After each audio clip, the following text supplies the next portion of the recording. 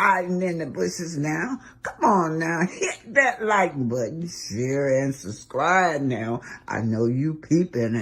Quit hiding in the bushes now. Come on now, hit that like button, share and subscribe now. I know you peeping. Quit hiding in the bushes now. Come on now, hit that like button, share and subscribe now. I know you peeping. Quit hiding in the bushes now. Come on now, hit that like.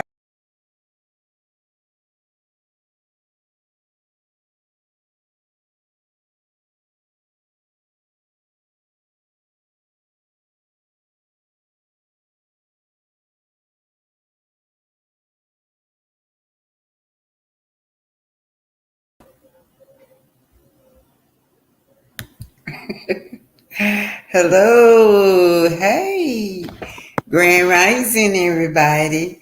Welcome to the home of Black Titanic. Make sure you liking, make sure you subscribe, and hit that like button, share and subscribe. Okay, yeah, rules as usual. I don't even own any songs if they pop up. I don't own the copyright to any songs that pop up. Everything is allegedly my opinion, the opinion of all my co-hosts and my guests, and allegedly everything for entertainment and educational purposes. Hey, sexy mama at 60. Hey, y'all, I'm in good mood, bro. Bro, gonna come back to his old self. That's all. Just need just a little love and a little family setting. I got up. He was sweeping, child. He just in there cleaning up. He loves a clean house, y'all. So he gonna clean. I say he back to himself. I woke up and heard some sweeping, mopping, yeah, washing dishes, wiping cabinets down. That's just him. He love a clean house. Now I was thinking about Maurice because all my brothers clean up, y'all. My brothers, they clean up, they wash dishes, they cook, and even the husbands that I had did that too. I've been married twice, but I can say that too. They clean up, they cook, they do it all. And even my daughters, their husbands, they clean up, they cook, they do it all around the house, you know. So I was thinking about how Maurice is putting all that extra stress on his wife.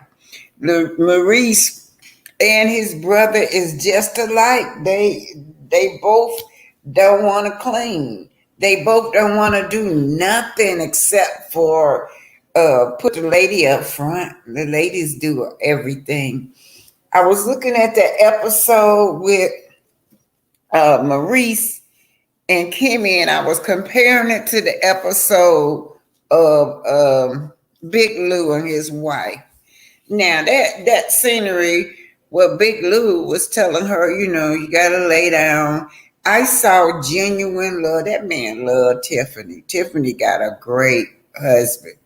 He loves Tiffany. You can feel the connection, how he loves her. You can feel the concern that he did not want her to do anything but rest. Don't compromise your health.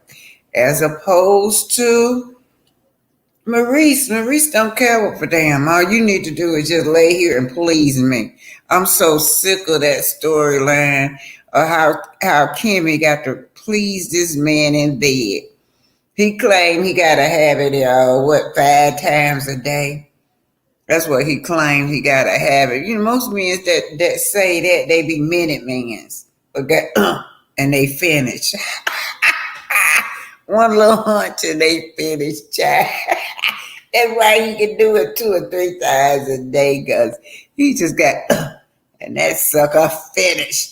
Then got the nerve to get up here and brag about how he this macho man. He got to have it every day. I guess that's what he put his manhood into his sexual needs. But I'm tired of that. That's all Maurice been talking about. Maurice has no storyline. Y'all know that. No storyline. All he talk about is his sex. And then all Kimmy is talking about is how she don't feel she can't please him. She act like she's scared she gonna lose this man. It ain't gonna hurt. If I were Kimmy, I would take care of my health. You want them dishes washed, you go in there and wash them. You want to cook, you go in there and cook. You got a grown son, almost a teenager son in high school in this house. He can wash dishes too. He can sweep. He can mop. He can make cook too. Or both between the two of them together. Kimmy shouldn't have to worry about no house. She shouldn't have to worry about cooking. All she need to worry about is her health. But no, that's not the kind of man she got. She don't have that kind of man like Big Lou over there. Big Lou love him some Tiffany, man. He look out for Tiffany. Yeah. Yeah, Big Lou. Yeah, Miss Reese. Miss Reese said Big Lou is my favorite husband on the show. He the only husband on the show. Since Love and Marriage at Huntsville came out, he the only husband on the show that shows compassion for his wife. The rest of them ain't that we already know. We saw how Martell treat Melody. Of course, you know Marceau is the dictator, and then Maurice is too. I was wondering, did they get that from their daddy? Did their daddy treat Maurice and them Scott's daddy, treat their mama like that? Because let me tell you something.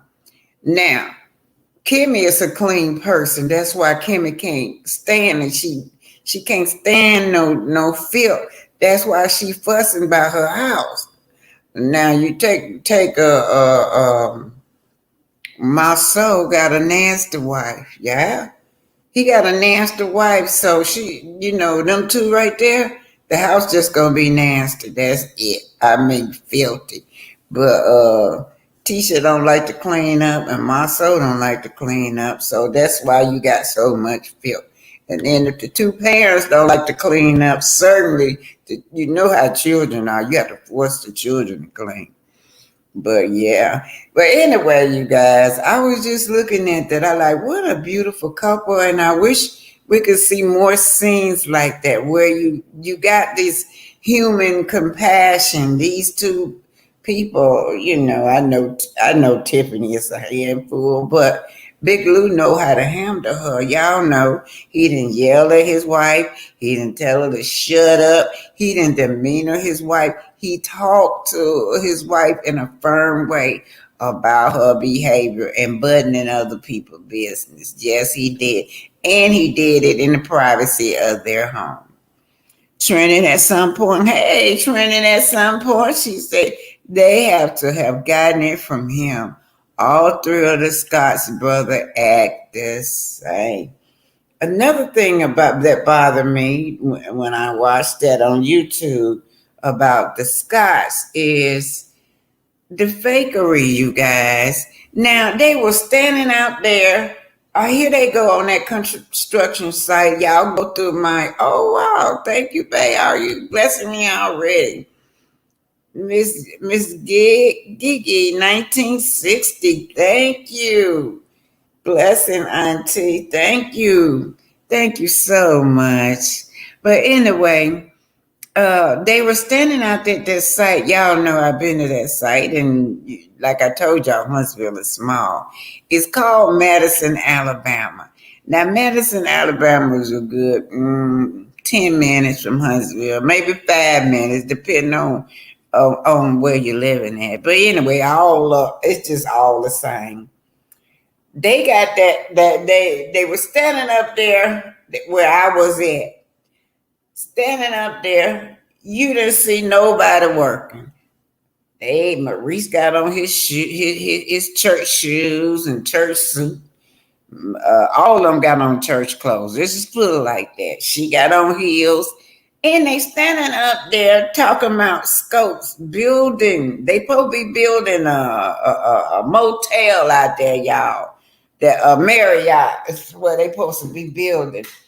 That's where they supposed to claim they building. No, you don't see no work.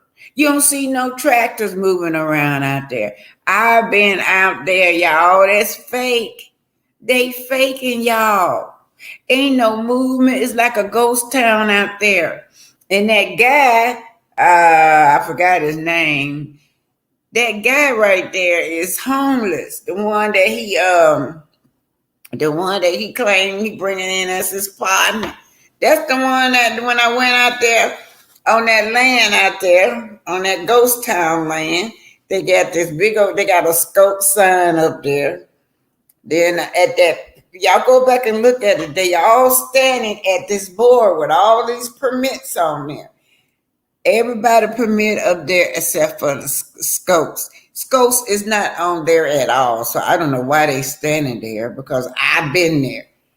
Scopes is not on there. They got a lot of. I looked up the man that was on there. I need to pull that up for y'all. So seemed like he was some Mexican man or Hispanic man that got that contract to build that. That's whose name on the contract. Scott's name is not on that contract. Now, that part where they were standing up there, y'all saw all that paperwork where they standing up there. Like I said, Scott's name is not on there at all. It's fake, y'all. Now, how you gonna go to your construction site, but you say you building? Everybody got on church clothes. Nobody got all they got. What they got that they always had a hard hat. I don't think they advertised the hard hat with scopes on it. Y'all know that's how they do their business. They had no tractors movement behind them, no nothing, no digging up the dirt, no laying of the foundation. You don't even see the at all these years that thing, the Marriott should be finished. Now you gonna tell me a big company like Marriott gonna be waiting for my soul? My soul been saying since 2019, 2020. I saw 2019 on his Facebook where he done took down now. But since 2019, they've been claiming that they had that contract out there and they building that Marriott where they were standing at. I got pissed off when I seen that because I've been out there. Then I got pissed off when I seen that man as his partner. Because I know he was the one that I was seen squatting in that little trailer. Him and some girl squatting in the little trailer, shitting and pissing all outside. Because when you walk up there, that's all you smell, shit and piss. Yeah, well, they ain't got no bathroom. Yeah, he homeless. And then it pissed me off when Letitia told me, yeah, they done threw me out of my office. Y'all, when have we seen an office? They done threw me out of my office, and they done bought that homeless man in, whatever his name is. I forgot his name. They done bought him in. And when have we seen this girl in her office, y'all? Tell me. Why do they think we stupid? We've never seen them in her. Scopes don't have no office. They give Black Lounge at Scopes, where Scopes is at. Well, anyway, what they do, they don't get a lounge. They give you the corner. It's a corner right there, that parking lot. It's a corner. On that corner, the address is, it's an empty parking lot that they give y'all for Scopes. So when did they get an office? When did what's his name get an office? Where is the office at? Where is Scott's office at, y'all? We've been around, they've been season after season after season. We ain't seen no office. Y'all know when Melody had Hopes and Hopes. We seen her in her office.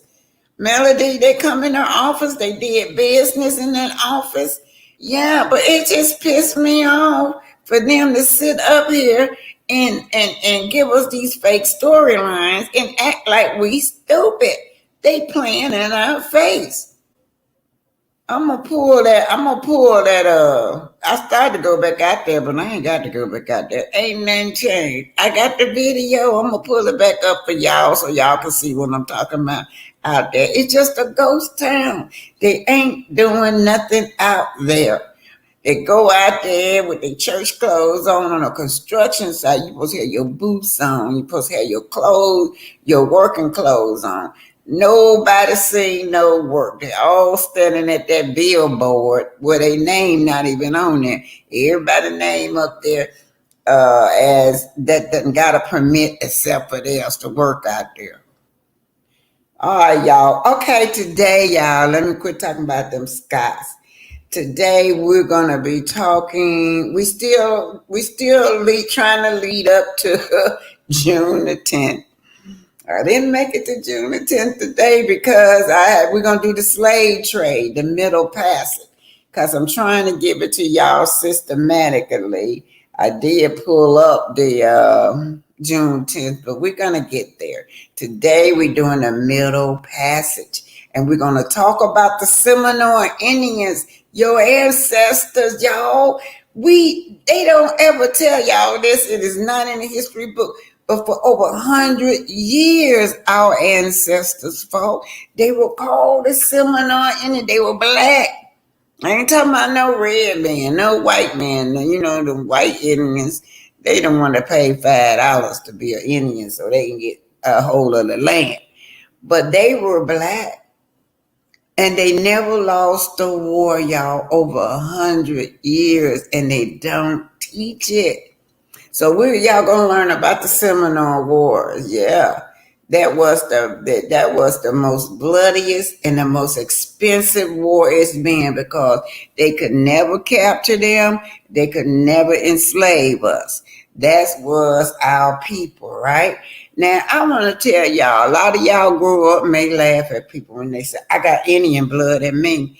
Yeah, you do. And what they're saying that they don't understand because grandpa or great grandmother must have passed that along to you. They're trying to tell you that you are the native of this land. You are the real native of this land, not the red man. Y'all do know that some of them Indians too, after we took them in, showed them how to do the crops and the corn, showed them how to survive over here. They turned on us too and enslaved us. Not a lot of them, but some of them, y'all. Most of them didn't, but some of them took on the character of the colonizer and end up having. But they say that when if they imprison you, it was not like they were not brutal like the white man. Okay, let me say hi to y'all. Who is this? Seceding to A babe. Okay, Miss Seceding. Good morning, Grand Rising to you, Mrs. Herb. I see so many new people over here. Thank y'all. Mary Kelly. How are you doing on this glorious morning? I'm happy this morning because my brother back to himself and you know I guess that new medication they gave him for them seizures is working. He have y'all know when Stormy said she had that fast heart rate. Well, yeah, he has medication for that too. So all that is under under control. So he's coming back to himself, which is a blessing, y'all. Yeah, but let me tell y'all what happened to him. Y'all know the story of Jamie Foxx, right? He got that shot for that C word. Y'all know what I'm talking about. And it threw a blood clot. Yeah. They don't want us to talk about it because they'll shut you down.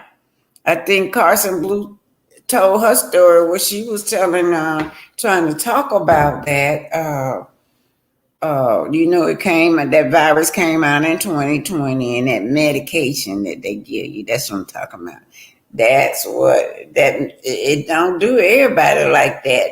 But 80% of the people are dying from it, or they end up in a coma like my brother. My brother through a blood clot. Those things when they inject you with it, a lot of people throw blood clots. So he had that blood clot in his brain, which is why he was in a coma.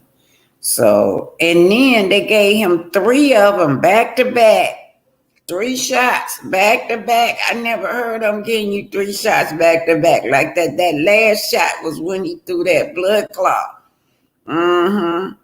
Yeah. So yeah, that's what's going on with him. So I don't know. It's just he gonna be enlightening the seizures.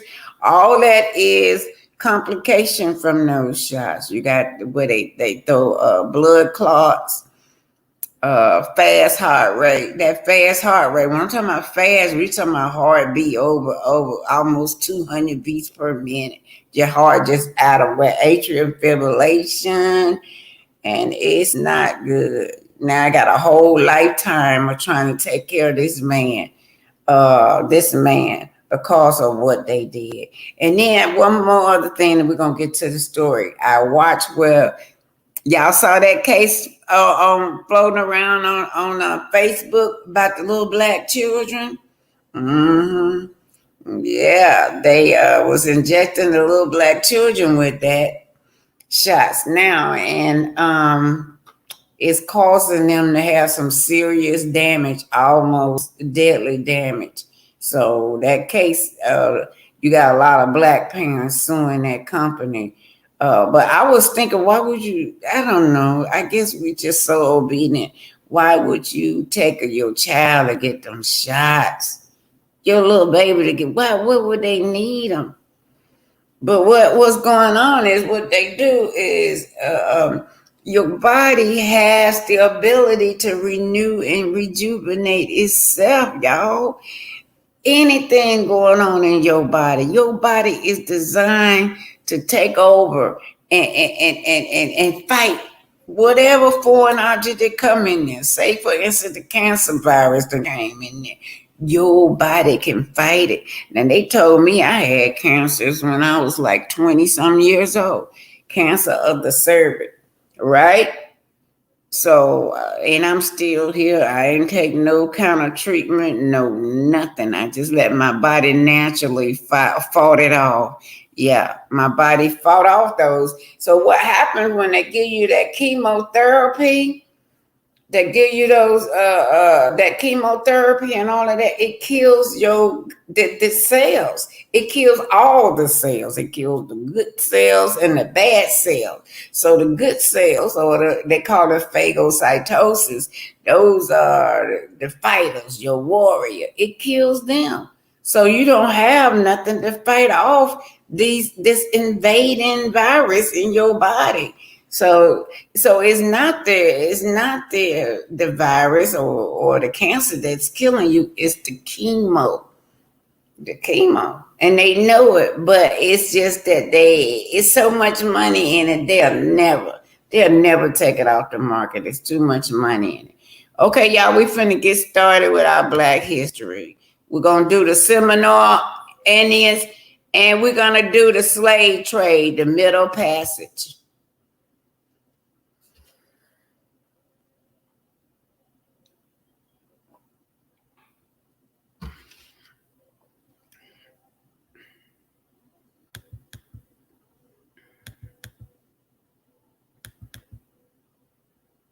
Yeah, y'all. I heard Jamie Foxx. They said Jamie Foxx having a hard time recovering, which I know is hard on his family. But anyway, hey, my son Hickman and Miss Reese CS. All right, you guys. Here we go. These is the Igbo. The Igbo. The Igbo is a tribe that they took from now. I don't like to call it slavery. We were kidnapped and held prisoners. But one thing about it was that when they were being captured and brought over here, most of them fought. One of the most notable fighters were the Igbo. The Igbo, yeah. They were Africans. Now, I married into the Igbo tribe. My children are Igbo American. Yeah, I married an Igbo man, my second husband, son from Nigeria. But the Igbo, they fought. They always fought. They always overthrew those boats on that boat, those captives. and they would rather die than to be slaves. So a whole lot of them would just jump overboard rather than to be slaves. So word went out that no, if you go to Africa, leave those Igbo people alone because they are too difficult. You are now watching the Igbo tribe. This is about I specifically focus on them because they're the ones that fought a lot. Also, I just want to tell y'all that the Roman Catholics Church, yeah, they sponsored the slave trade. You have the royal family over there played a big part in the slave trade. You also had some of the popes recently that apologized for their role that they did in the slave trade. But I never heard Queen Elizabeth and them over there. I've never heard them apologize. Now over there, we're gonna say all that land belonged to us. Europe was taken from our people. All those lands over there, Europe, the entire Europe was taken from our people. Africa, indeed, these people were a new people. We're talking about Esau was a new people to us, y'all. We underestimated them. We befriended them. We thought that they were our friends, and this is the results of it. But anyway, on their way here, they're gonna talk about this. Most of these people were Africans, yeah, from West Africa, yes. And I want to say that on their way over here, some of them arrived on a ship called the Pinto. Some of them arrived on the ship called Jesus. Now, another thing before I forget, I want to talk about the word, the Amazing Grace. Now, Amazing Grace song was written, yeah, by one of the slavers, yeah, on that boat. Now, when he wrote that song that's so elegant and black people love so much, when he wrote that song, that slave driver, he was grateful to God for giving him this job to capture and torture black people and put us into slavery. Yeah, yeah, yeah, yeah. And y'all be shouting at that song. Be running around here. Every time you look around, they want to sing Amazing Grace. And that's what that song was about. Anyway, this is the Eagle tribe, the slave trade.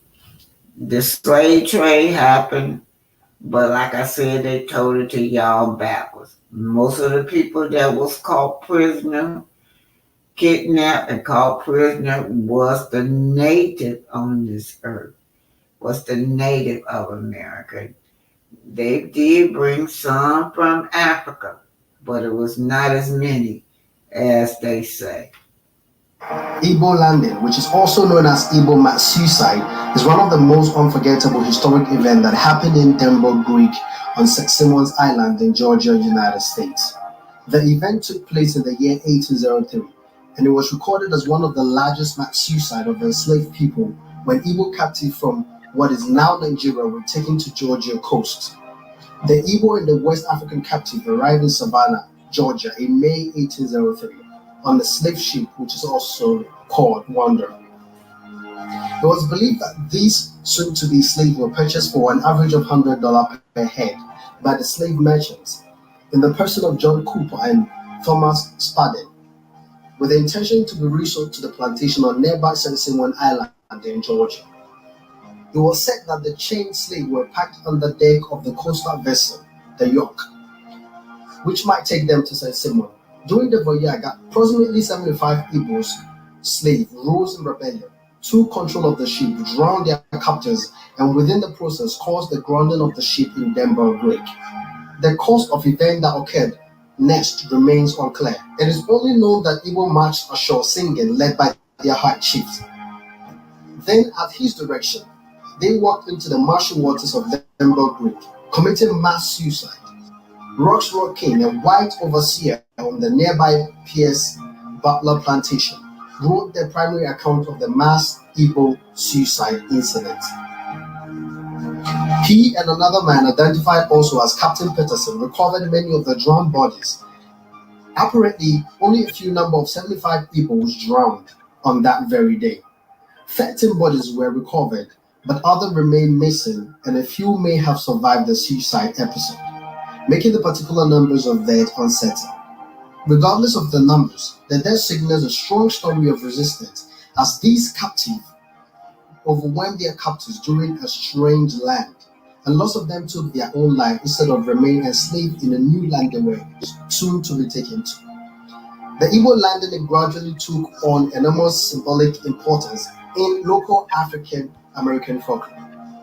The mutiny and subsequent suicide by the Igbo people was called by many locals the primary freedom march within the history of Black people. Local people claim that the landing and surrounding marches in Denver Creek, where the Igbo people committed mass suicide in the year 1803, were haunted by the souls of the dead Igbo slaves. The story of the Igbo who chose death over slavery, which had long been part of Gala folklore, was finally recorded from various oral sources within the 1930s by members of the Federal Writers Project. While many historians for hundreds of years have cast doubt on the Igbo landing mass suicide, suggesting that the whole incident was more legend than fact, the accounts Roosevelt King provided at the time were verified by post-1980 research, which used modern scientific techniques to reconstruct the episode and ensure factual basis of long-standing oral accounts. In September 2002, the Sensible African American community organized a 2-day commemoration with events associated with Igbo history and the procession to the location of the mass suicide. 75 attendees came from different states across the United States, Nigeria, Brazil, and other parts of the world. The attendees designated the location as a holy ground and involved the souls to be permanently at rest. The Igbo landing is now a part of curriculum of Coastal Georgia School. Thank you for watching this video. These are Nigerians telling the stories from that side of the world, from Nigeria, how they got on the boat from Nigeria. Let's see the water. To buttress. Now, who dug this well? That's the question. This well was dug by the African chiefs. Why do they have to dug the well? Good. Now, the movement of Africans to America through that, it's known as Middle Passage. They call it Middle. So let's just call it the Middle Passage. What was the name for the journey of slaves from Africa to America? It was called the Middle Passage. And let me go back, you guys, so I can read it to y'all. Well, I now realize that we sold ourselves into slavery. They know that we are very, very powerful. They know who we are. You understand? But it seems we don't know who we are. We don't know the power that we have. We know that we are very powerful. Out of 12 disciples, there always be a Judas. You understand? Somebody must betray one person. You understand? Slave spirit at a nation. Well. Let's see the water. To buttress. Now, who dug this well? That's the question. This well was dug by the African chiefs. Why do they have to dug the well? Good. Now, the movement of Africa was the stage of the Atlanta slave trade, with millions of enslaved Africans. And the name of the slave ship is called cargo ship, which could take like 600, 700. You know, it was the Portuguese that started the trade. Yeah. Most of the slaves moved from Africa then, they student to Lisbon. Okay. Lisbon is a very big slave market in Portugal then. Yeah. Where everybody get their slave. Then later, along the English joined. And the name of the first slave ship is being Jesus of Lubeck, or Good Ship Jesus. So you see the name of that slave ship was Jesus of Lubeck. It was a Karat built in the free city of Lubeck In the early 16th century, around 1540, Jesus, the ship, which had mostly been used for representative purposes, was acquired by Henry VIII, King of England, to augment his fleet. Like I said, the royal family has always supported the slave trade. They were being financially. The ship saw action during the French owned by King invasion. Henry VIII of England then. But later Queen Elizabeth rented it out to one of the slave party called John Hawkins. And they said, So now, yeah, that's who John Hawkins is. Yeah, she, Queen Elizabeth rented it out to John Hawkins. John Hawkins is the one that wrote Amazing Grace. And that's what you guys be singing and just shouting and falling all out. John Hawkins was just grateful that he had that job where he could smuggle human beings, our ancestors, and treat them like animals and dogs. And he did a whole lot of other things to them too. But that is what Amazing Grace is about. He was grateful for his job, John Hawkins. So it says a little bit that's King Jesus became involved in a Atlanta slave trade and smuggling under John Hawkins. That's the one who wrote Amazing Grace, who organized 4 voyages to West Africa and the West Indies between 1562 and 1568.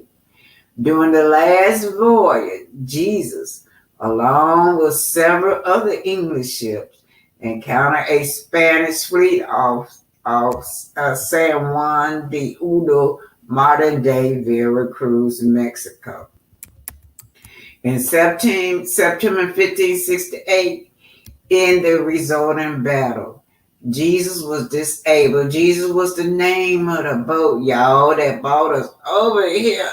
And it's just hard written. We could be praying to Jesus. We're the only people I know that don't have a God that look like us. Jesus was disabled and captured by Spanish forces. That's the ship. The heavily damaged ship was later sold for 601 ducats to a local merchant. taking Africans away as a slave to work for them. And most of the town in America, even though the White House underground was built by black people. Now, on the slave ship, we could have like 600, 700, 200. It depends the size of the slave ship.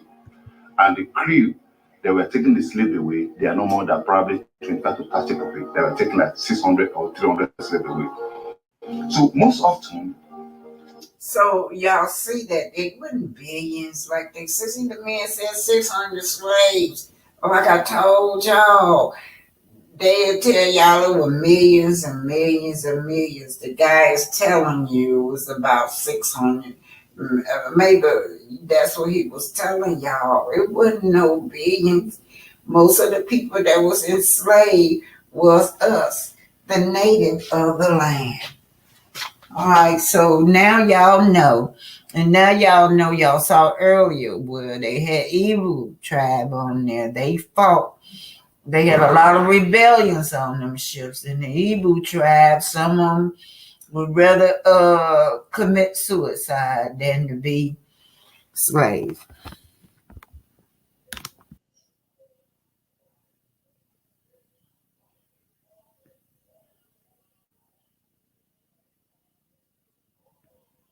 The African woman who was enslaved by his father, a Seminole Indian slave trader named Charlie Caballo. John Horse and his mother were the property of Caballo, but lived in one of the Oconee Seminole settlements populated by black people along the Swanee River. In 1817, during the First Seminole War, John Horse's settlement, along with others, were raided by American forces led by President Andrew Jackson. They displaced many families and enslaved a number of black people they captured. Following the displacement of the Seminoles, John Horse was living amongst the Oconee Seminoles near the Tampa Bay. As a child, John Horse was known as Juan.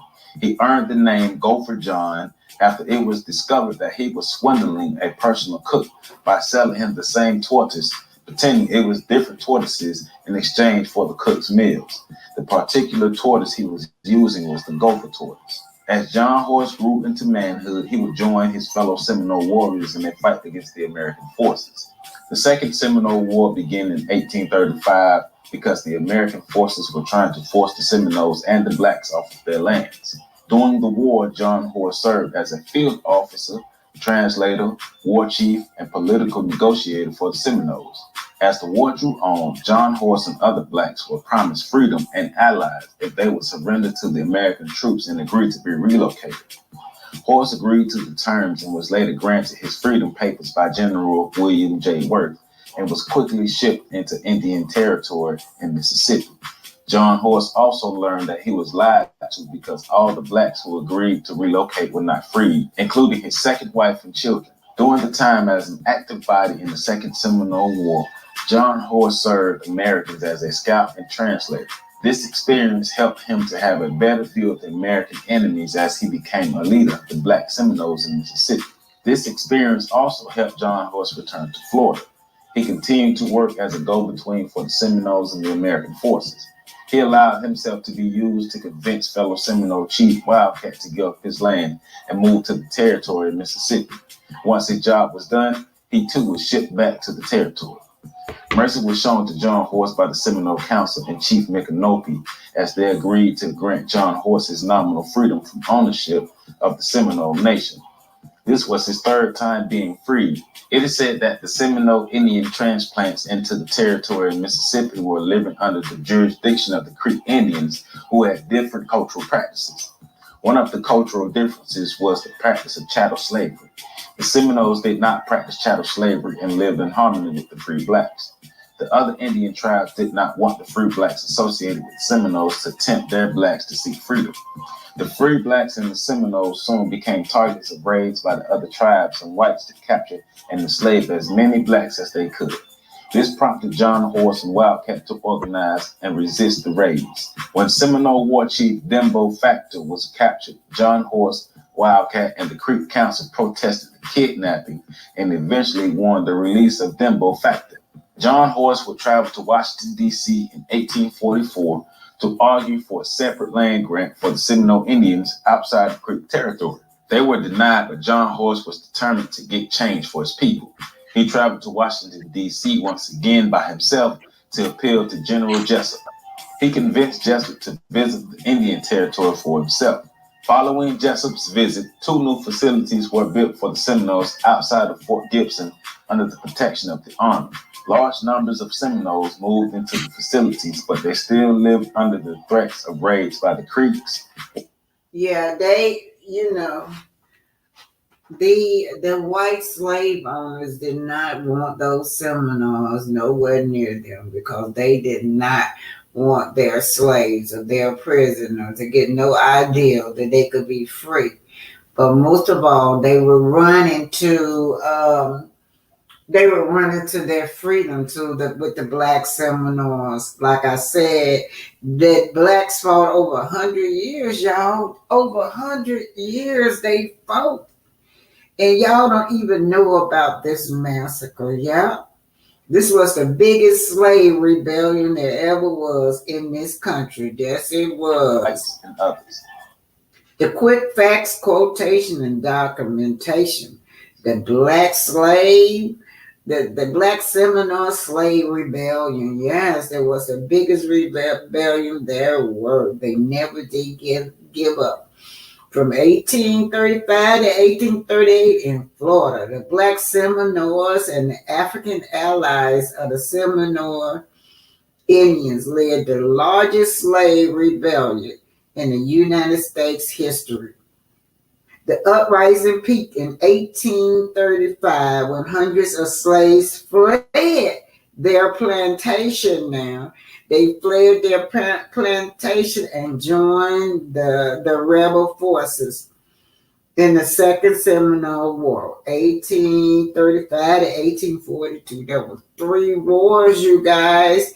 At the height of the revolt, At least 385 slaves fought alongside the black and Indian Seminole allies, helping them destroy more than 21 sugar plantations in Central Florida, at the time one of the most highly developed agricultural regions in North America. During the Second World War, was 1835 to 1845, the U.S. fought them again. They rebelled. They never did catch them. They rebelled. They couldn't make them slaves, all right? Amazingly, one will hardly know any of this from this country textbook. They won't tell it in the textbook. They sure won't. For over 500 years, American scholars have failed to recognize the scope of the 1835 to 1838 rebellion of the Seminole War. From 1835 to 1842, the Black Seminoles never did give up their freedom. It's giving the land to the Seminoles. Unfortunately, he died during his mission, but it was typical of the type of man. That was John Horse. John Horse was a leader. He was also a translator, you guys. He was very intelligent. He was a translator. And many times, every time he went somewhere, he learned. He learned the rope. He would go back and tell his buddies, the other warriors, the geographical areas, just what kind of weapons they're up against. They were a united force, and they never was bought into slavery. Blacks. Trying desperately to reach free lands, the fleeing blacks made a dash for the Mexican border. As they reached the Rio Grande, the Texas Rangers had caught up with them, but not soon enough. The blacks made it across the river and connected with Mexican officials in the state of Coahuila. In exchange for their hospitality, John Horse and his band agreed to help Mexico fight off any raids from Texas. In 1882, one of his last fights as a 70-year-old came when the land the Mexican government promised the Seminoles was being threatened by greedy landowners. John Horse rode into Mexico City to secure written agreements giving the land to the Seminoles. Unfortunately, he died during his mission, but it was typical of the type of man he had become. John Horse had no problem putting the safety of his people over his own safety. He made some questionable moves during his time as a Seminole leader, some which led to increased hardships for his people. But ultimately, he understood that the freedom of black people was more important to him than anything else.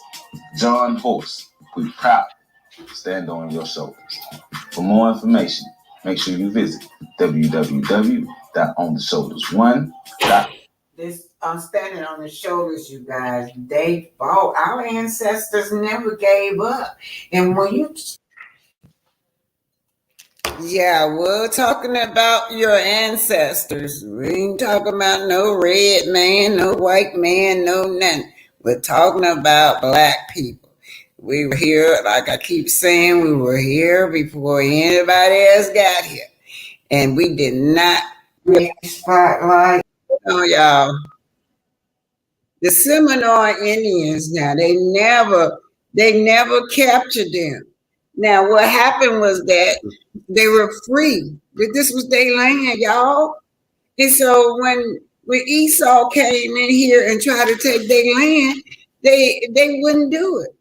You're not getting my land. They said they'd rather fight as a man than to go down without nothing, and that's what they did. Now, they kept sending all these troops over and over and over. I remember, let me read this to y'all while y'all find it so fascinating. I bet none of y'all know that over 100 years we were fighting them, trying to keep our land. None of y'all. Me, myself, personally, I'm Blackfoot Indian, that's what I am. See, because you families, y'all, your history get lost, but mine's never did. Because I had the opportunity, like my grandfather was born, in the 1800s. So I had a chance to sit down and talk to him so he can tell me about the Indians, who we are. But anyway, the United States gained possession of Florida. Now that's what they wanted. They were particularly interested in Florida because that's where most of the Seminoles was at. Now the Seminole Indians, they had all those Indians, but we're gonna say the native. I want to say the native. Our people had band together. The Choctaw, the Blackfoot, the Cherokee, and the Seminoles. They band together because they were not going down like that. This was their land. You're not going to take my land. But anyway, they wanted Florida, right? Florida had a large Indian reservation. And on this Indian reservation is where, Esau promised them peace. Okay, peace, but he didn't mean it. He did not mean it. They lived there for a little while. Some of the people that just want to be lived in peace, but you take John Horse and Osceola. Osceola was an older leader, right? He trained John Horse. John Horse was a young kid. He was a teenager. He trained he was training under Osceola, which was the older leader, right? So anyhow, they never did want to live on an Indian reservation. Most of them would live on an Indian reservation. But see, this angered Andrew Jackson because he wanted to get all of them grouped together. That way they can control them. But you had some that just want to live in peace, so they did go on the Indian reservation. But y'all know Esau ain't never kept his word. We're still waiting for our 40 acres and a mule. And we're still waiting for our 40 acres and a mule, y'all. That's what been over 200 years ago. We still ain't got it. Esau, you can't trust him. But anyway, so this was called the Indian Removal Act because by now, most of the white people, they're complaining. They don't want them Indian reservation next to them because some of them had slaves. I call them prisoners. And they was afraid that they would run to them and gain their freedom because they know that once they run into this Indian territory, they weren't going to get their slaves back. And that's exactly what had happened. So he said, Andrew Jackson said, okay, you got to remove them. Now he just forget about that treaty that they supposed to have, Esau. Esau said he ain't honoring no treaty. Go in there and remove them off their land. So this sparked the second Seminole War. No. Now look, now they know now that they cannot trust Esau, so they had to fight. Like Osceola is alive by now. He's the older one. And then you got how John Horse is the one that he specifically was talking about. That was a little young guy. See, John Horse was worked with the officers, and he was a translator. He was a translator because they could not speak that language of the Seminole. So John Horse was this little young boy translating between the Seminole Indians and the American troops. Let's just put it like that. Yeah. So John Horse decided that, oh no, these are my people. These are my people, because he was training under the best Osceola. When he met Osceola is just, how we say we pro-black. Well, he was pro everything, and so he trained this boy to stay on in there and spy on those troops and come back and let us know what was going on. So he was the go-between. John Horse was the go-between with both of them. He was just a little young kid at the time, but he was for his people, right? So the Second War was began because this was a guerrilla warfare. I mean it. They did leave that land, but they went into the swamps. Now the Seminoles have been living on this land, and the rest of the Indians, and like I said, this was our land. We knew every area. So they were sending about 30,000 troops in there on them, and they had to pull out, y'all. They had to pull out 30,000 troops, and it was like about 2,000 Seminoles fighting them up there in them troops. So they had to pull out because what? They were losing so many of American soldiers. They had to pull out once again. They couldn't capture them. So now then the third Seminole, well, here we go now. Here we go again. They ain't gonna give up. Esau. Esau keep complaining. You gotta do something about them free Indians and them free black people because they slaves kept running away. Now the ones that they had captured was some of them that they had bought from Africa. They did not know the land. They didn't know the land and they couldn't speak the English. Don't ever say your ancestors couldn't read and write. They were very intelligent. They could read and write. It's just that they couldn't speak that English language, right? But they could read and write. And I like to just tell y'all that, all right? They couldn't speak the English language. That's what was going on. So anyway, so now the third Seminole War done broke out again because tension has rose where they're trying to force for them to give up their land again. But anyway, you guys, it was fought deep into the Everglades, down in the Everglades. They towed them up. They towed them soldiers up. They couldn't do nothing from over there up there in that Everglades, y'all. But it says that this was the most brutal and the most expensive war to ever be on the American soil. And these were your ancestors, the Seminole. Seminole will be mixed with me, with my tribe, which was Blackfoot. I don't know what y'all tribe is. Some of y'all might know y'all tribe in here. Do you know your tribe, where you come from? Find out. Yeah, it's there. Ask some of them older people in your family. Don't let it die. Don't let the history die, because you got children, you got grandkids.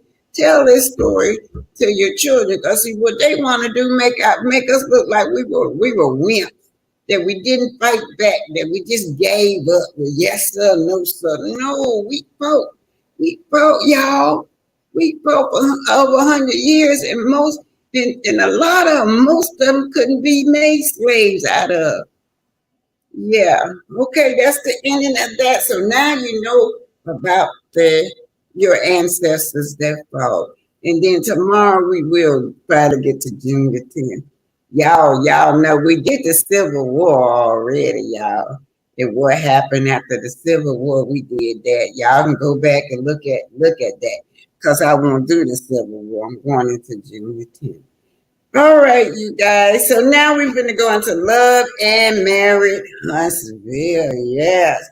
Now on Love and Marriage Huntsville, I do have it's just the interview with Carlos that I found was so fascinating. How Carlos is, to me, he just tried to protect Martell. He tried to keep Martell image clean up, but he can't do it.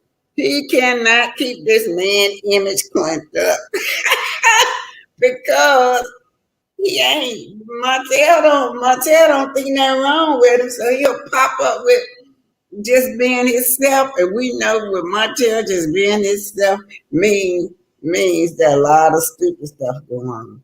All right, here we go.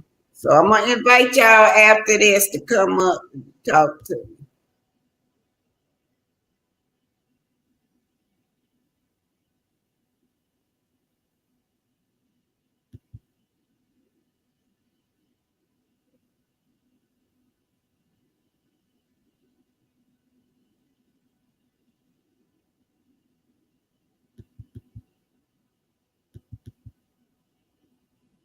This is Carlos' interview with Mr. Ross. Seemed like Dustin Ross was trying to hold back on us. Y'all remember that first time I seen him? He was brutal. He was brutal on that cast. This time looked like Mr. Ross was being very careful, especially when he talked about the men's in the group.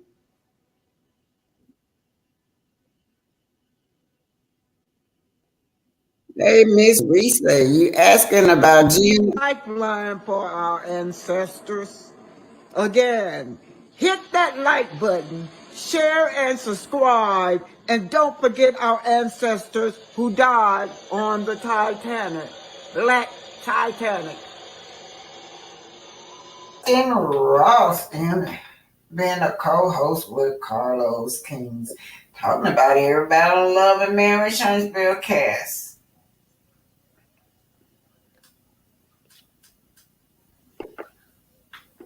Kind of is what registered as messy in the conversation. Now, when we look at the... Let's go back a little bit, you guys. Also asked Sheree, well, you must put the P word down so you're not bothered. And Sheree, surprisingly, didn't pull a wig. Mm-hmm. So when you saw all that unfold, was Tiffany being messy?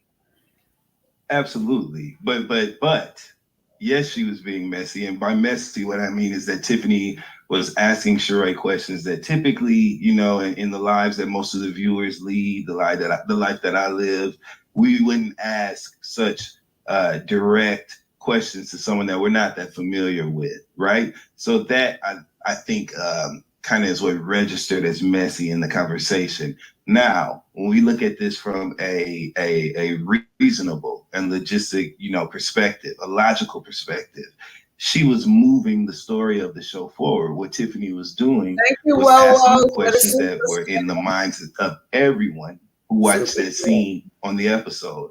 These are the questions that we all had for Sheree.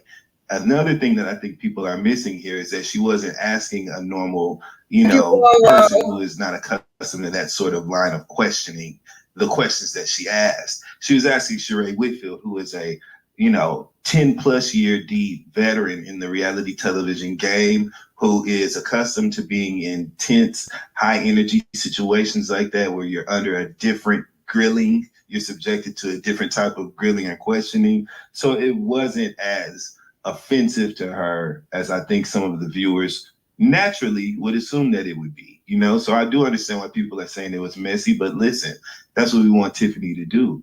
Tiffany is taking up the space of the show that she quite naturally deserves to. She is a second year. Is this Tiffany's second or third year?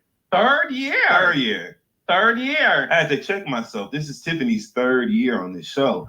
So her comfort level, I think, is surprising a lot of the viewers because she's kind of busting out of her shell. She's comfortable in her shoes as a cast member, and she is, performing as such. And I welcome it. This is exactly what we had kind of suggested that she do the last time we talked about Tiffany and her relevance to the cast and what kind of moves things along. So I was happy with it. Be messy, Tiffany. Be messy, Tiffany. And listen, every reality show has a person, like you said, who moves story forward. Whether or not they do in the way you would do in your real life, that's who Tiffany is. Tiffany is an acting. Mm-hmm. I said this publicly. I said it to her in my interview with her. There were tons of people who wanted to be on Huntsville. I chose Tiffany because in her casting tape, if y'all thought Tiffany's messy now, her casting tape, she was saying things that Lewis was blushing. Lewis was like, you gonna tell Carlos at the team all of this? Damn. So I knew that, listen, this cast needed somebody to shake things up because they have a long history of being friends, and you needed somebody to step in and say the things or ask the questions that the audience wants. Listen, y'all can love Tiffany or hate her. I love her. Dustin loves her. Now look, Martell and Marcel may not love her. So what we saw tonight is this. Marcel goes home and tells Tisha about what was happening. And then we saw Tiffany tell Lewis.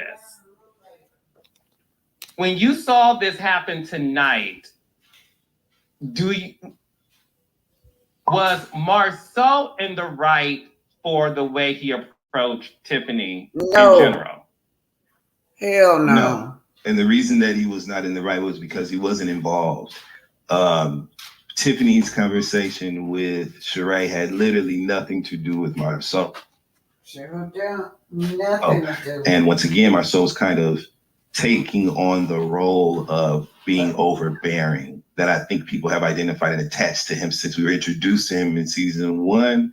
And he had been doing good for a while and kind of dispelling that, you know what I mean? And not necessarily being but being outspoken and having the great personality that we love him for, because we do love Marceau in this cast, and he is absolutely a very necessary part of this cast. But he didn't have nothing to do with it. Okay, to put it simply, this had nothing to do with him. So I did think that he was a little bit out of bounds, kind of opining on it in general. And what about Lewis? So Tiffany, let me tell you something.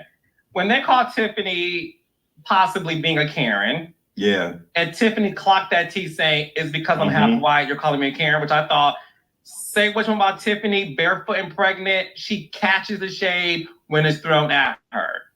And I mean, go ahead. You know what a Karen is, you know what I mean? And I think that I will give Marceau this credit.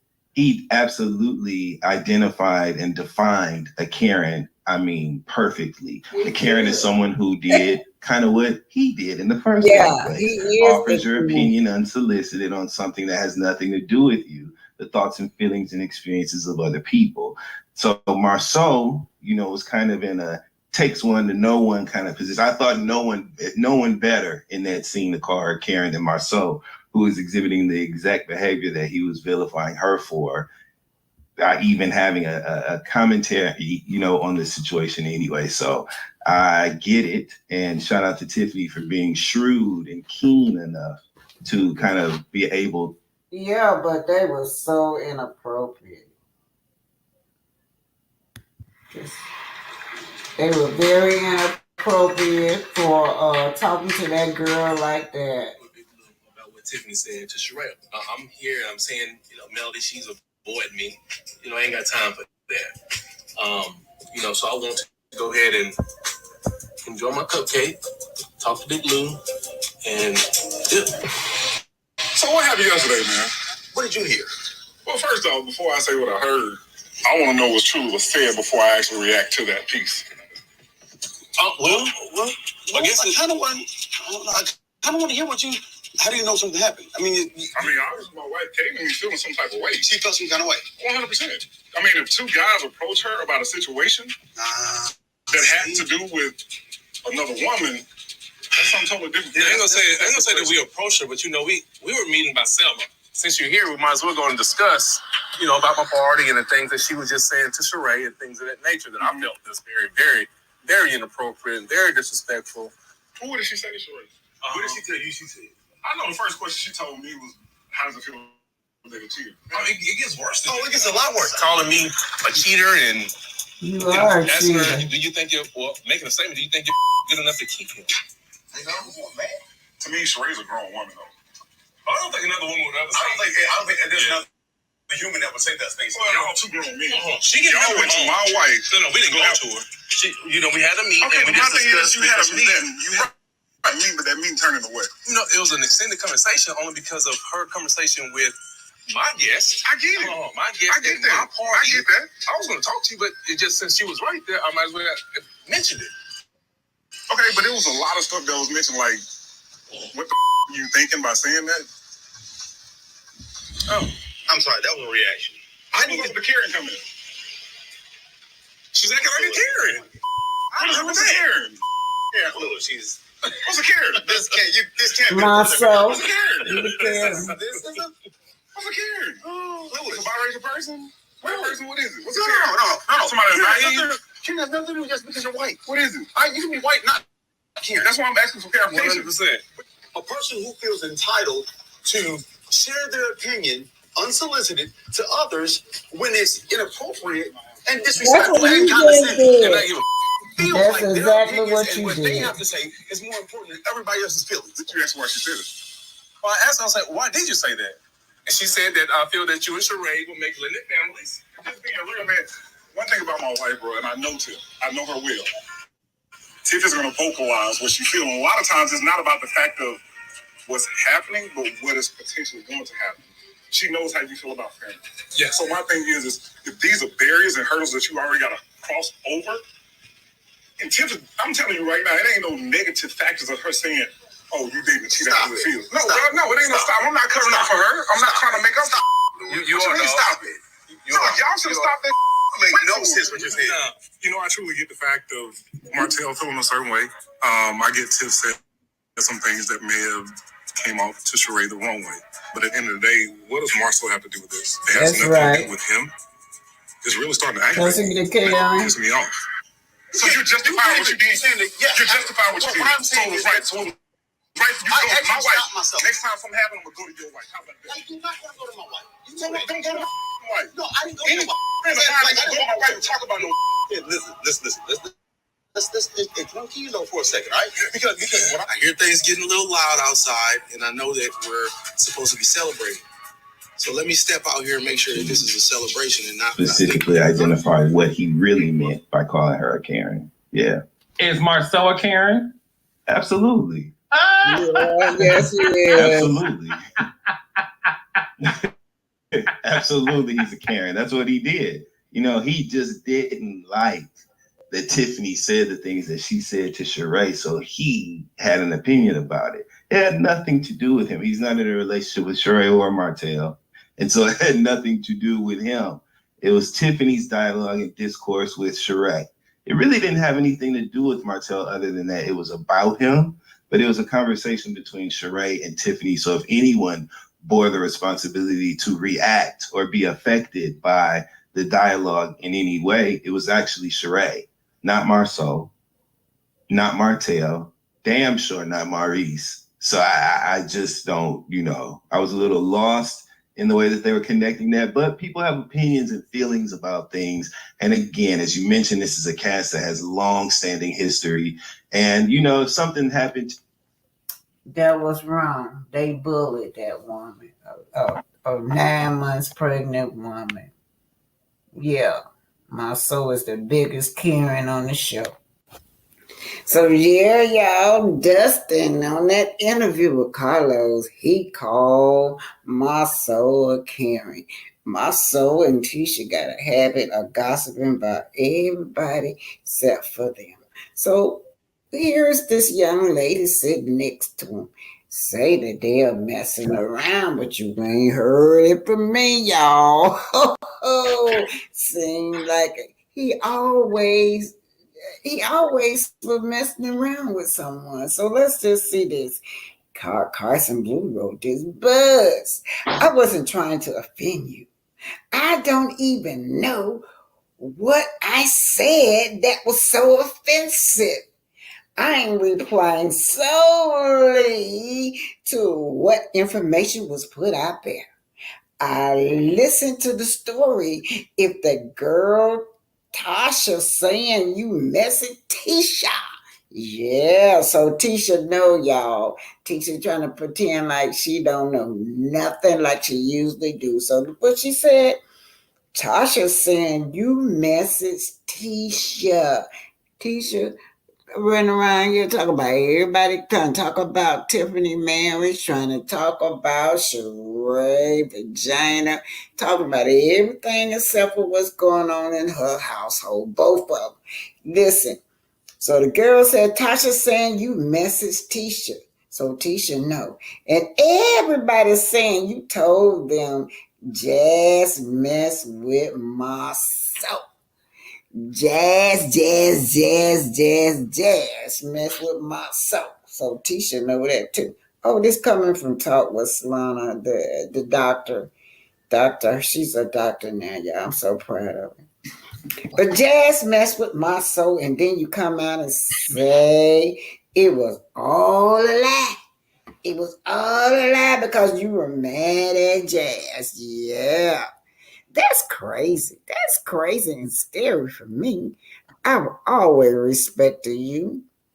And then she said to hold Jazz accountable. Why wouldn't I hold you accountable as well?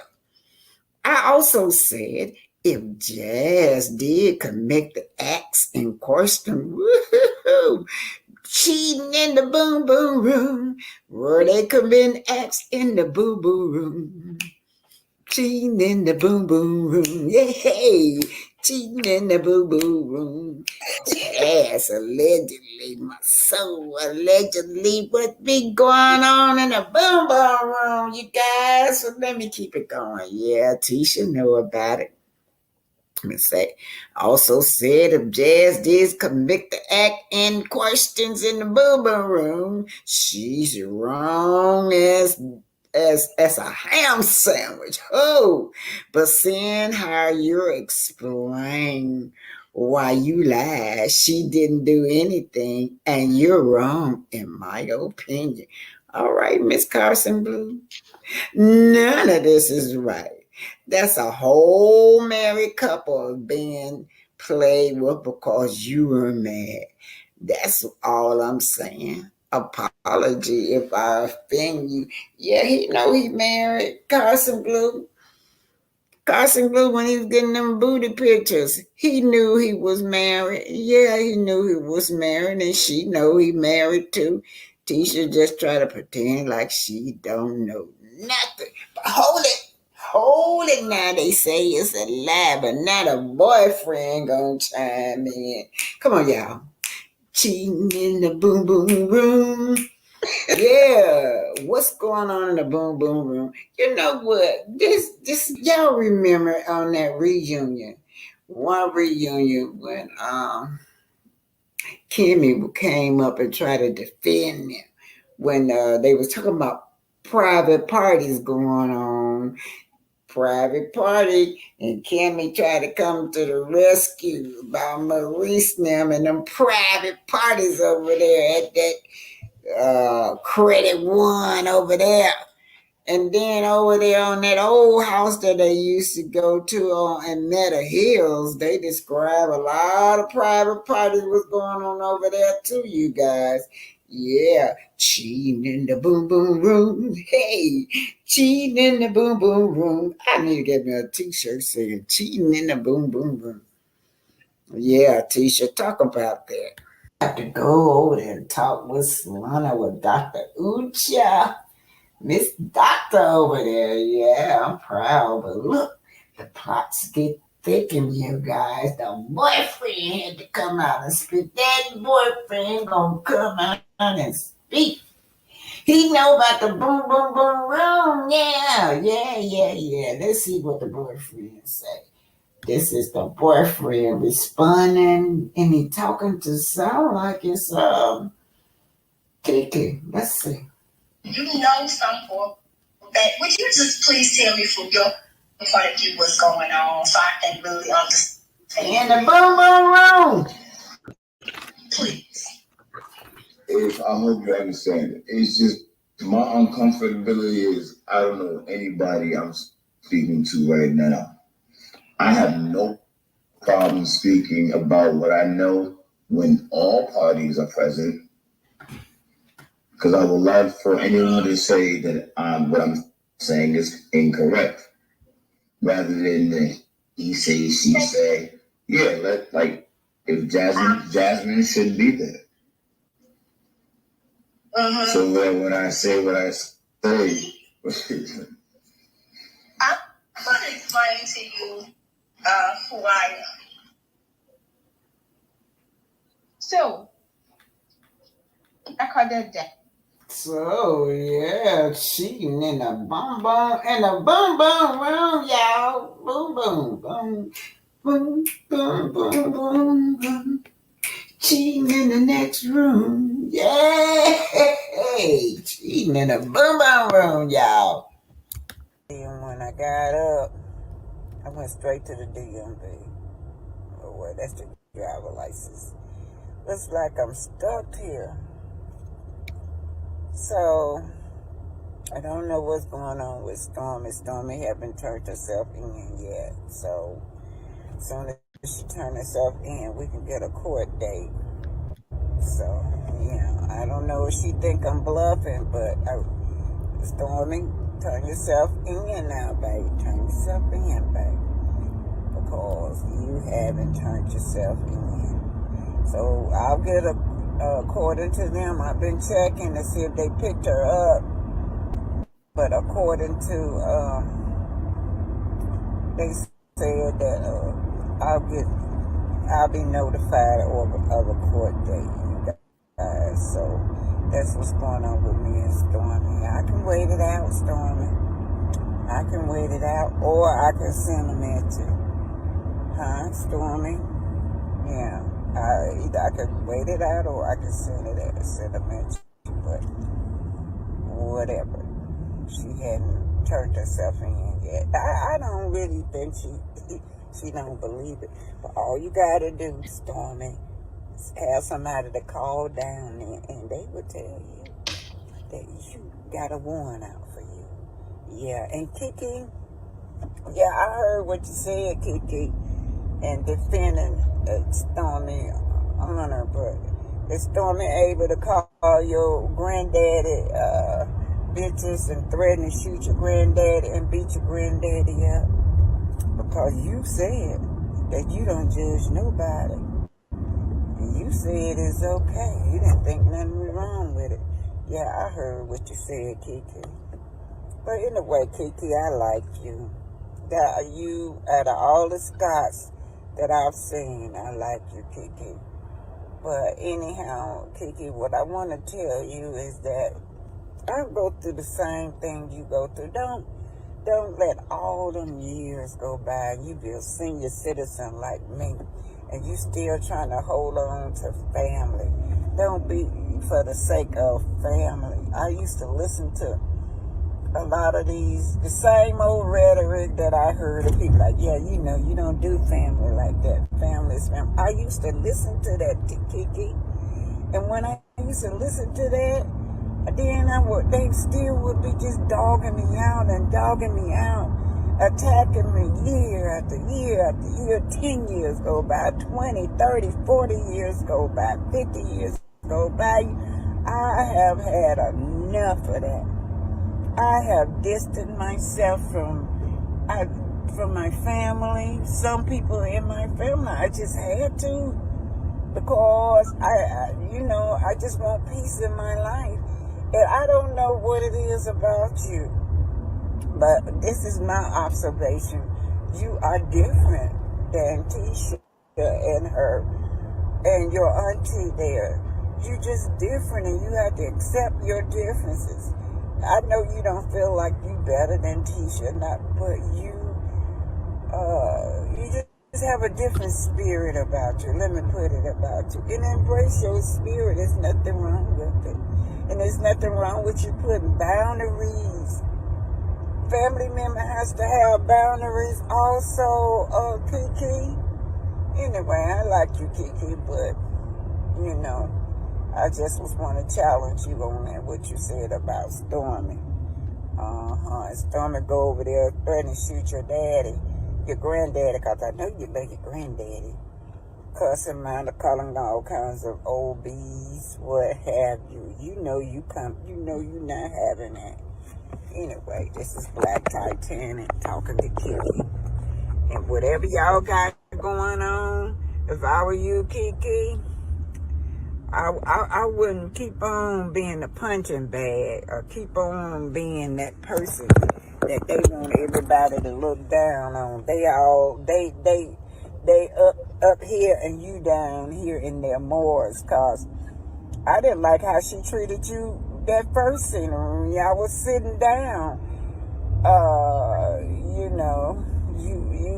You asked for forgiveness and that you was sorry. She still was going on something about a long time ago when you were addicted. Yeah.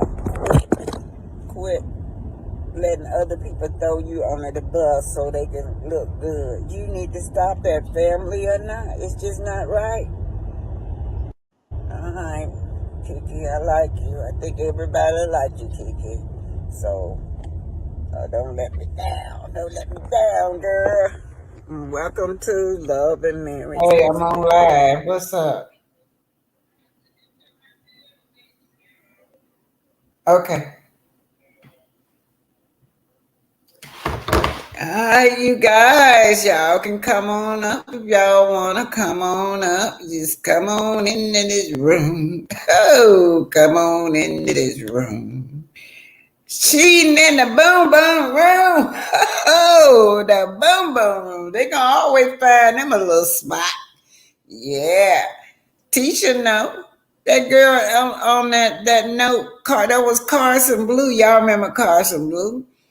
Carson Blue said that they had told Tisha about it, so Tisha knew about it. But Tisha didn't come on TV and say nothing. Instead, who she talking about? Tiffany marriage. Trying to distract from her marriage. We want to know about that boom boom room. Why can't y'all tell us about the boom boom room? Oh, why can't y'all tell us about that? Y'all talk about everything except for what's going on in y'all life. Whoa say my teacher, let me read this. Whoa say my teacher just need to do something. Yeah. My teachers just need to lead the show. Yeah, both of them, yeah. They are not sharing their real life challenges, like cheating in the boom boom room. Like they don't have a business, y'all. Everything that they try to do is a failure. Oh my God. I think that was that sexy mama at 60 said was wondering about Gino. Yeah, that was who I met, y'all. When I went out there on that site where Scope's supposed to be at, building that Marriott, I walked up to that trailer. He met me at the door. He said, "Are you the police?" He was shaking. "Are you the police? Are you the police?" And I said, "No, I'm not the police." When he found out I wasn't the police, he said, "Well, get off the property. You don't have no hard hat on. You don't have no boots on.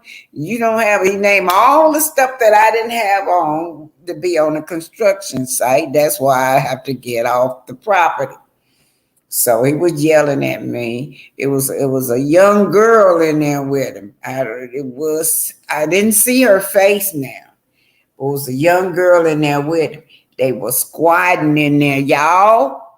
This man ain't no big time businessman. I don't know his credentials or his background, but I do know that's who I talked to. I do know I talked to Gino. Gino squatting. He still didn't believe me. He thought I was the cops. He got the hell out of there. By the time I made it around there to my car, I was sitting there, put the GPS on, He must have thought I was calling somebody. Child, I'm telling you, that man got the hell out of there. He burned rubber. Zoom! He still thought I was the cops. So whatever's going on there, I don't know if they letting him stay there or he paying them to stay there or what. But that's what I observed. And I do know they have no toilet because once you go there by that trailer, you smell shit and piss over there by that trailer. So they were squatting in there. I'm going to put the allegedly on there. Yeah. So they, he might have those credentials. But anyway, y'all saw that little office what was that? That little office they done made up. We ain't seen it since. They done rented something to put up as an office. So, let me go back. Miss Sean Hickman, you gonna come up and talk about those treaties? And Miss Israelite, you can come up if you want to talk about that. But I heard somebody else said that they were Blackfoot and Cherokee. Now the Blackfoot and the Cherokee, they usually because my grandmother was Cherokee and my grandfather was Blackfoot. Yeah.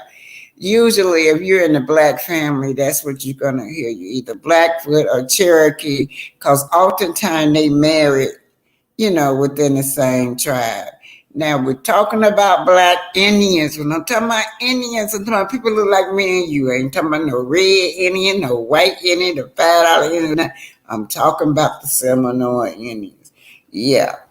So the only thing I can tell you to do, the person that wrote, where she at? She wanted to learn more about her Blackfoot. All you got to do is Google it. It's right there. Go to YouTube. Pull up Blackfoot. Pull up Cherokee Indians, and they will. You even got them on there. You got the elders, Black elder Cherokee, telling the stories. It's on there. You just got to go look. It's on there. Anything you want now, you can just pull it up. Then let's talk about the Igbo. The Igbo those are the ones that y'all saw that rebel coming over here, right? They rebel. And a lot of them, they just jumped overboard. Most of them jumped overboard because they would rather be free than to be a prisoner. Now, the Igbo, that's what my husband is, an Igbo. My ex-husband, my children's dad. The second husband, first husband, that's the one who used to beat on me. But the second husband, good. Yeah. He's from the Igbo tribe, and I learned a lot because I wanted to know, why did y'all sell us? What was that all about? Because you got a lot of Esau used to throw that in our face, y'all. Esau used to throw that in our face, that that they sold us, right?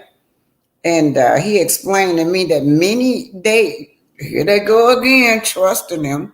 Many of the people that were sold were already prisoner at war. You know how you having wars between each other, and you go capture someone they were prisoner at war, or they had committed a crime. So Esau came to them and told them, well, let me just have them. We'll take them to a new land and they can start all over again. They had no idea of the brutality that was bestowed, that they were getting ready to bestow on their fellow Nigerians. But yeah, so I did two black Nigerians that was talking about the Middle Passage. If you go back and look at that, they start from the beginning. This is what their ancestors told them. I don't want to go by what's written in the book. I want to go by the elders that was here. So according to the elders from Nigeria, they said only about 600 left. That's how many left. That's a lot of people though now. About 600 was enslaved. That's why I told y'all that the slave trade was told to y'all backwards. They have you to think there were millions and millions and thousands of them that they bought from Africa, because they didn't. What they did, he told you, the guy from his mouth, the African told you, it's like 600 or 700 bought from over there. And then when they got here, what they did was enslave, kidnap our family members that was already here, made them prisoner, or some of them, at that time, Liberia was not as like the Liberia we know. Most of them, a lot of them that was native had a choice. They could go over there and start a new land, go to a new land called Liberia.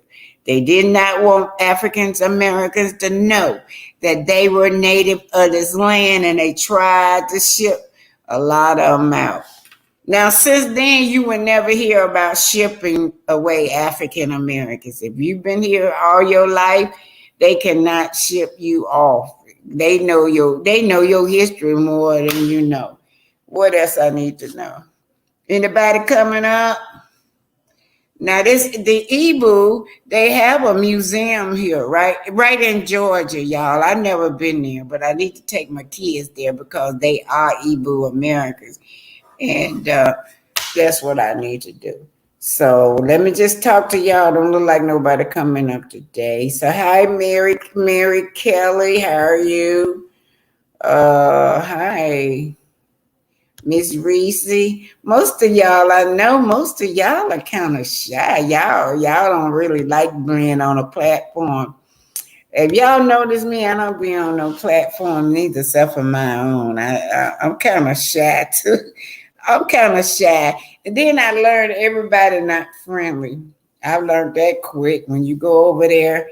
And just to be there, I learned that real quick, honey. Everybody not friendly to you when you go visit and they chat, and especially if you're a content creator. I mean, I got embarrassed by this content creator. I didn't know no better, y'all. Let me tell you what I did. I didn't know how this worked, how how you can pop up on the film. I was just playing with it because I'm just amazed at how do they get up there? What do they do? So I was on her channel, And I popped up on her screen, and Lord have mercy, she did not like that. She had already had guests up there. I don't know why she couldn't just went on and let me stay up there, but I was just as shocked as she was that I had popped, that I had did the right thing to push the right button to get up there. But she made it known to me to get the hell away from up there. And so I've not visited her channel since. I felt embarrassed, but so a lot of them I don't go visit. I'll go visit, but I stay in on the ones that I know is friendly. Don't mind me being on a platform. So who is this, y'all? Boom, boom, boom, round. Yes. You guys, let me tell y'all something. I think that was speaking out loud. She said, the other content creator, I was watching her this morning. She said that they need to get rid of them Scots. They really do. They should have been got rid of them Scots. And let me tell y'all, I don't know why they will even show that two men's bullying. They don't sit well with me, y'all. It shouldn't sit well with none of us to watch two grown men's bully a 9-month pregnant woman that had nothing to do with none of it. That certainly didn't have anything to do with my soul, but something went over our head that I think it was True T. I was watching her. She said she felt like my soul was mad at Tiffany was for saying that he had once cheated before. So you know what, she did bring that up about him cheating and when they was in that spa, right? And then teacher said she didn't want to talk about it, so she shut up. But Stormy kept on running off at the mouth. Now Tisha don't have that same smoke for Stormy because she was in that spa, kept bringing up this man cheating, and she does not have that kind of smoke. Well, anyway, you guys, we know now that right now that my soul is got another cheating allegation out again, and this with his none of y'all don't want to come up. This is with his makeup artist. Yeah. Let me tell y'all something. She a nice little girl. I don't know her, but she around my other little nieces that know her down here. They say she's sweet. But she young too. Yeah, she young. And that's what they say. They like that Maso and them love them young. They love to go up there on that campus of A&M and recruit those people. But one thing that girl said, Carson Blue said, that Tisha no, because Tisha's the first one they told, but she'll sit down and act as though, her marriage is perfect and everybody lying on her marriage. Well, I don't guess y'all coming up, so let me hear what Get a Clue say. Hey, Get a Clue says, now Cherie is backpedaling, talking about Martelli's a friend. Girl, bye. We gonna make you stand on what you were saying. Yeah. She even went up against her co-host. All them over there, Candace and all her co-hosts, them females over there trying to talk to her, and she went against them for even trying to take up for her when it come to Martell. But do y'all remember this a long time ago? I think Martell backed off from her because she wasn't paying him. He got a promissory. That's what I heard, that he got a promissory note that she would go pay him. Cherie don't pay nobody, so he pissed off at Sheree. He done backed off from me. He want his money. Sheree ain't finna pay him. He supposed to have been a paid escort, but he ain't getting that money. Yeah, he called himself using him, and she used him because she don't pay nobody. He got an IOU. Well, I owe you. That's all he got. That's why he dissing.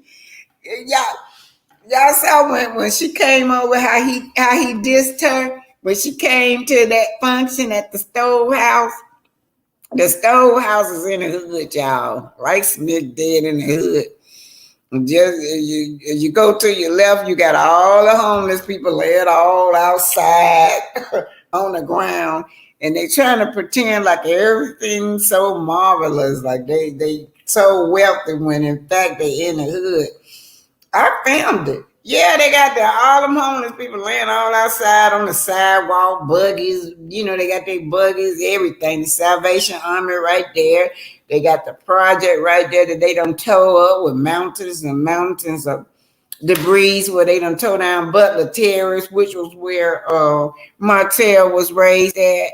And I'm thinking, now Martell, that would be a great story for you. All his only storyline is Mel, but that would be a great storyline for you because I'm gonna tell y'all something. All those areas that he named, I stayed in too. Them projects he named, I used to stay in them. Every place that he named, that's where I stayed. Martell, and mostly all black people in the Northwest area. That's our area. That's the hood, and that's where he had his event at. And instead of him to get on there and tell the truth about, hey, look, you know, the projects is being tore up next door. I used to live in there. I don't work my way out of it, you know. But no, they want you to look at them as being as wealthy, but all of them want you to look at them as being wealthy. Somebody was talking about they didn't know that Stormy husband and Martell was buddies. Well, possibly. Stormy husband is a Beasley, right? He grew up here also. So possibly, yeah, they gonna know each other in this little bitty town. How good of a friend they are, I don't know. But a lot of y'all was shocked that they even knew each other. But yeah, Stormy husband and Martell, they're the only two on that show. I don't know where, I do know that it's originally from Huntsville. I don't know much about the Fletchers. I don't know where they from, but I do know Miss Fletcher been here a long time because some of the girls that was in her daycare are now grown now and got children. You know, they know her. They used to be in a daycare, and now they got the children in a daycare. But they did tell me that about Miss Fletcher. They say that she'll get hood on you in a minute. She ain't no joke. That's what they told me. I said, Miss Fletcher, that before I saw her this last event, I just said, well, Miss Fletcher just looked like she this calm and easygoing woman. And they like, no. That's what they told me. No, she not neither. So after I saw her, Miss Fletcher on there talking about Sheree vagina and trying to embarrass Mel, then I could see what they were talking about, that this woman been like this. We just thought she was going to come on and be an ally to Melody, but she hood too, y'all. She hood too. Now, I just want to tell y'all that that's what they say. Okay, this is saying, I'm going to answer y'all questions. Y'all come up. Somebody don't leave me up here. Mary Kelly, where's Kiki husband and kids? We don't ever see them. No, we don't know what done happened. Now, they want to get, I just put one up by her. She was on last night calling my soul a female. Look, y'all, she keeps saying that he a female, a he. And I've been wondering about my soul. Now, look, I'm just asking a question. Was he born biological a woman? Was he, because, I've been a nurse for years, and a lot of them, they can take them hormones for when they real young, and they grow all the man features, they get them testosterone injected in them. Is Kiki a lesbian? Not Kiki, Tisha a lesbian, and that's what she liked, the titties and the hips and stuff. Now, that's not unusual. Y'all know this go on. But I've been wondering about this man. Was he born a biological woman? That's what I'm really suspecting. That's just my opinion. I don't know. But y'all go over there. I just put Tisha up. Go look at that. Get that up. I don't even think I got 100 likes. I put it up. Y'all go over there and look at it and put them likes up and go look at it. She keep calling him a he, man, and she ain't backing off neither. She's serious. That's what she keep calling my soul, a he. Now I'm not stepping on nobody's toes because of their gender identity. I'm not like that, y'all. I'm just trying to figure out what's going on with this person. Why is he built like that? Why do he act like a woman? Why do he gossip like a Karen? I've never seen a man like that. Them big old hips. He got some big ass hair. He got some big ass titties. That is just strange to me. Most men ain't built like that. Anyway, that's Miss. Where is Kiki husband and kids? Okay, I got on Kiki. I don't know, y'all. We don't know. They don't give us the real nothing on here. Nothing real. Everything fake. They don't want to talk about nothing. I be wondering too, where your husband at? I know you might not want your kids on there, but what about your husband? You come on the show like you a married woman. And then how did she get on the show? Kiki has no business. This supposed to be about people with business. Well, I guess ain't none of them got no business, y'all. But I'm wondering about my soul. I sure would love to see his birth certificate. I would love to see his birth certificate to see, was he really born a woman? Yeah, that's what I want. But I'm finna go, y'all. Nobody not coming up to talk to me today. Miss Risa said, I don't understand why Martell needed Maso in the first place. He asked Maso to come outside with him. Yeah, and then they lured her. They lured that girl there under false pretense that he was gonna collaborate him and Selma. And was she gonna pay his way? Well, did he expect for her to Tiffany to be financial? I don't know what else she could have did herself for being financially helped him out financially in Selma. All she got to do is she want to go, just pack up and go. It was the event open up to the public. But anyway, why Martell needed Maso in the first place? They think, and can you? I blame on that with them producers. Can you believe that they allowed that, y'all? And not only that, it was worse than that because y'all remember he told her she should be hit, slapped. That's what he told her. I still got it. They can't erase, they didn't put it up there, but a lot of us still got that where he said that's what she need to be. So I'm wondering, do he do Tisha like that? When Tisha disagree with him, do he hit her? Do he smack her? It's so much be going on that we don't know. But yeah, they were very, very inappropriate. Very inappropriate. And do y'all remember when Maso went to Africa, right? Come back.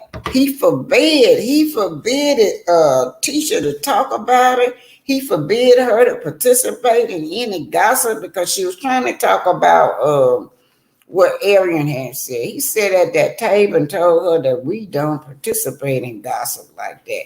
And then who gossiping like a Karen? Maso. Maso was worse than Martell. All right, get a clue says. I know y'all. Get a clue says a complete waste of size. If I were that damn big, I would have come out swinging. And the only conversation would have been, Big Lou, I don't want another beat down. Please accept my apology. I heard it, y'all. I don't know, but they're saying word in the street that they edit all that out. That Big Lou and I believe it was Martell, they got in a scuffle over that. Yeah. Because they said that they got in a scuffle, but see I think they trying to give us the impression that Big Lou is timid and Big Lou is weak, the way they have it edited.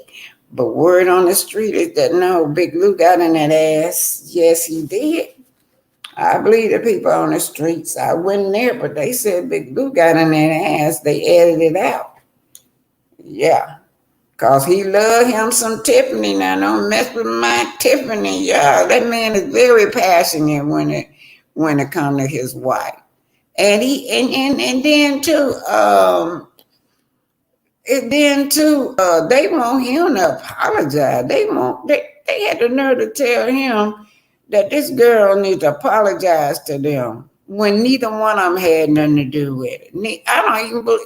I even feel like Martell ain't had nothing to do with it. Because there's two women's talking together, having a conversation. And y'all know Sheree is the OG.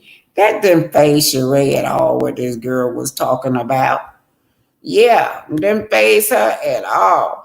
And if you look at any other show, those men don't get into those ladies' mess.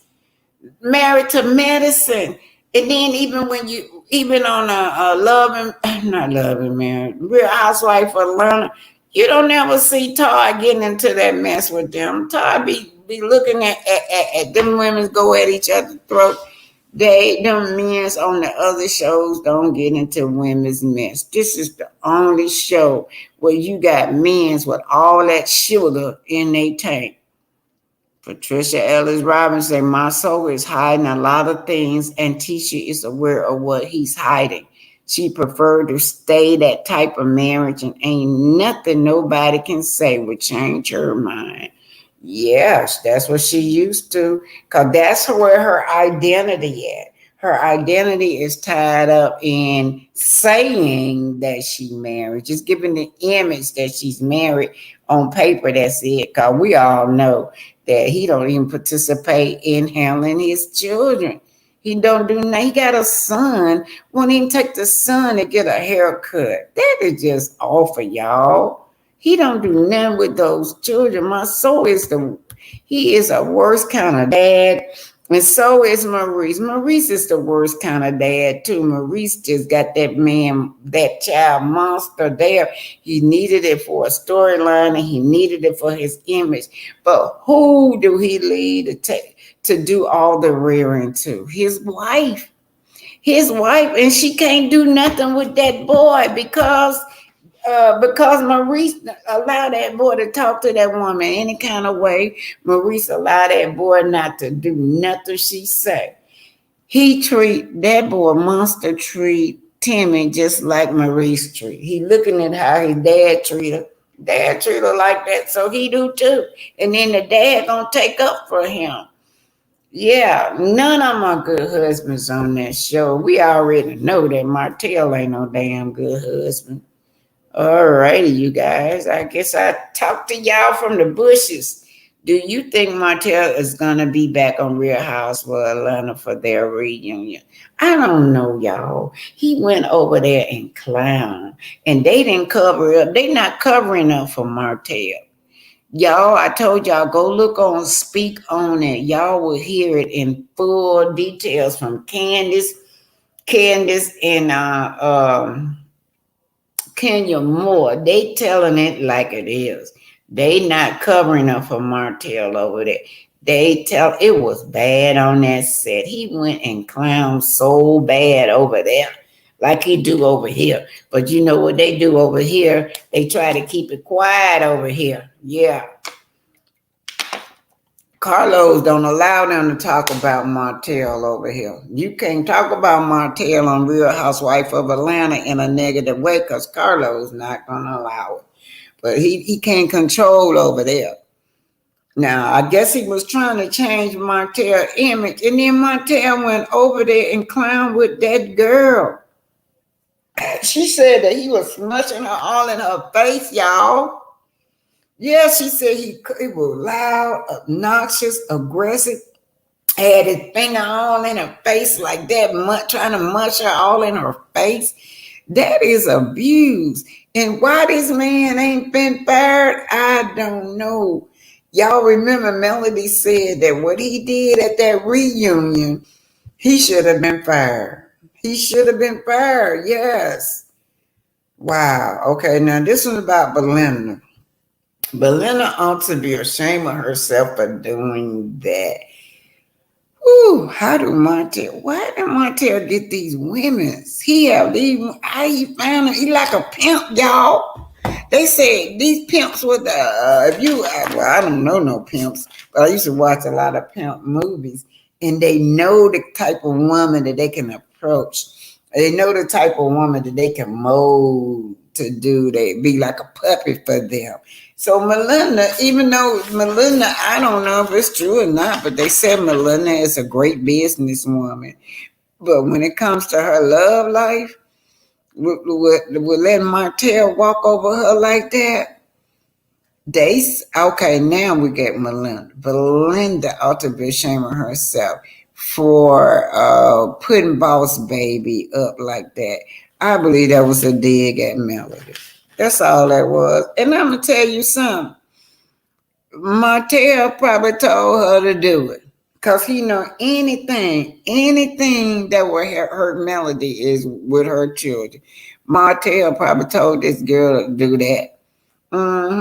So she did it. That's my interpretation. And now it's surfing around, a video surfing around where this guy is saying that he babysit Boss Baby when she's over there with Belinda. This it's a video of him saying it out of his mouth, y'all. So he's supposed to be gay. And the reason we point out he was gay because that's what Martell said. He didn't want no gay guys, which was the children uncle babysitting his children. Ooh, you can't make this stuff up, y'all. You cannot make this up. So Belinda been around a long time. Then they say Belinda got a friend that's sleeping with him too. So some women are like that. They don't care, y'all. Just because look at Arian. A lot of women's like Arian like that. We think it's wrong. We think Arian have low self-esteem, but that's how they roll. They man can have any woman they want. And they still think that they the number one, though. He messing around, but I'm number one. I'm that girl. I am the number one chick. And that's how Arian feels. So that's why she's still there. Now you got Belinda. I don't know how Belinda feel, but Belinda probably feel like she is number one chick. Yeah. That woman, Belinda, she look a lot different too. She done had a lot of face stuff going on in her face. She done fixed her face surgery, just like Sheree has. Sheree, I didn't even know that was Sheree. Sheree got new done hooked her face up too. All right, you guys, I'm finna go. I never could get nobody to come up and talk with me. Miss Shawn Hickman, I thought she was gonna come up and talk about the treaties. But this what I want y'all to do. This y'all assignment, the Seminole Indians, and y'all read up on the Seminole Indians. When you read up on the Seminole Indian, it will lead you to the Blackfoot and the Cherokee and all of them, because all of them band together, and that's how they became the Seminoles. Yeah, y'all read up on it, pass the word down to y'all children, right? Anyway, I'm going to say goodbye. Thank y'all for being here. Thanks for all the cash app. Thanks for everything. Thanks for any content creator was here. Thank you too. And I guess I'll be up tomorrow, but I'm trying to get to June 10th before June 19th. Remember Saturday on the 18th that Mel is performing right here in Athens, Alabama.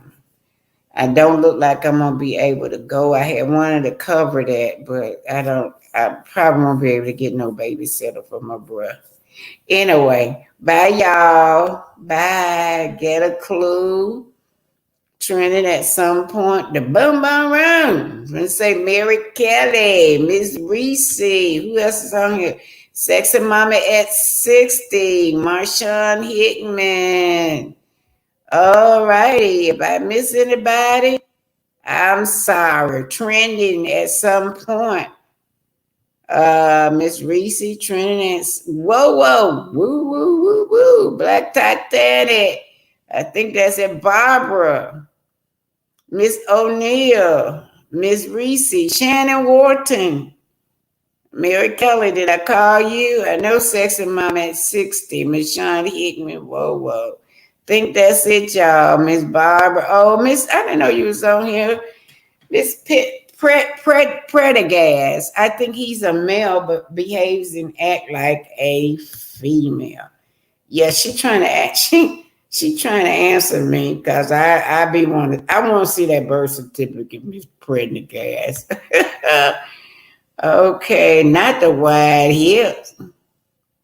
Said Kiki was in the car with her husband the other day on her live. Okay.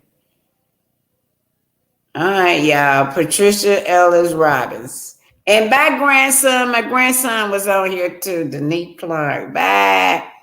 See y'all later.